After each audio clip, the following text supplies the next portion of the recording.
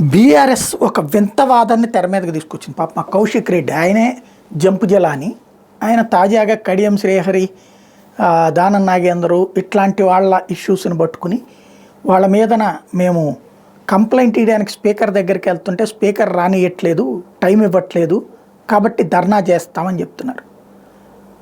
అదేదో శకునాలు చెప్పే బల్లి కుడితిలో పడింది అనడానికి కుదరదు. ఇక్కడ నీతులు చెప్పే అర్హత మనకు ఉందా లేదా అన్నటువంటిది. గతంలో కాంగ్రెస్ పార్టీ తరపున గెలిచినటువంటి వాళ్ళని ఏకంగా మంత్రులే చేసిన చరిత్ర, కాంగ్రెస్ టీడీపీ తరపున గెలిచిన వాళ్ళని పార్టీలోకి తీసుకుని ఏకంగా మంత్రులనే చేసిన చరిత్ర. అనర్హత గురించి స్పీకర్కి ఇస్తే దాన్ని తీసి నేలకి గీసుకోవడానికి కూడా పనికిరాని విధంగా తీసి అవతల పడేసినటువంటి పరిస్థితి. ఆ తర్వాత చూసుకుంటే మళ్ళీ జంపు జలానీల్ని భారీ ఎత్తున ప్రోత్సహించినటువంటి బీఆర్ఎస్ ఖచ్చితంగా అనైతికమే, నో డౌట్. అట్లాగా ఎమ్మెల్యేగా ఉంటూ వాళ్ళు ఇప్పుడు ఎంపీలుగా కూడా పోటీ చేస్తూ చివరికి ఇట్లా చేయడం అనేటువంటిది ఖచ్చితంగా తప్పే, అనైతికమే.